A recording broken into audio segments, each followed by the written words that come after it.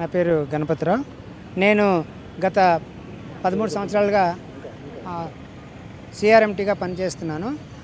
మాకు సమగ్ర శిక్షలో టెట్ 2 బీఈడి పీజీ క్వాలిఫికేషన్స్తో డిస్ట్రిక్ట్ సెలక్షన్ కమిటీ ద్వారా కలెక్టర్ గారి యొక్క చైర్మన్షిప్లో మేము ఎన్నికయ్యాము.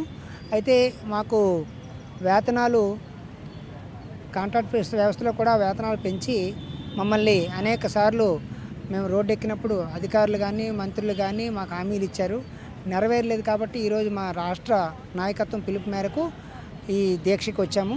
అయితే మాకు కనీస వేతనము ఇవ్వట్లేదు. గత 7 సంవత్సరాల నుంచి వేతన సవరణ జరగలేదు. అలాగే మేము కోరుకునేది ఏంటంటే సమాన పనికి సమాన వేతనం ఇవ్వాలి. కనీసం హెచ్ఆర్ పాలసీ అయినా ఇంప్లిమెంట్ చేయాలి.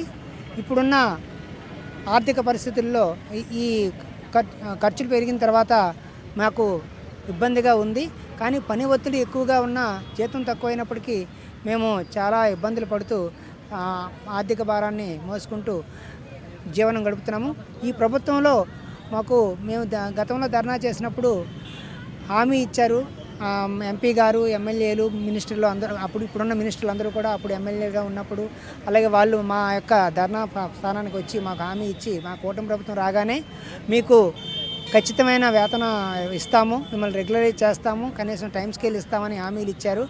అందుకనే మేము ఈరోజు ప్రభుత్వాన్ని మీడియా పరంగా మేము కోరుకుంటున్నాం ఏంటంటే, మీడియా ముఖంగా మాకు మీరు ఇచ్చిన హామీలు కొన్నైనా నెరవేర్చి మా వేతనాలను సవరించి కనీసం సమాన పనికి సమాన వేతనం ఇచ్చి మమ్మల్ని జీవితంలో బాగా పనిచేసుకునేలాగా, ఇంకా ప్రభుత్వానికి మా సేవలు ఎక్కువగా మేము హుషారుగా పనిచేసేలాగా మాకు ప్రభుత్వం అవకాశం కల్పించాలని, అలాగే మా కుటుంబాలని మా ఆశాజ్యోతి నింపాలని మేము ప్రభుత్వానికి వేడుకుంటున్నాం.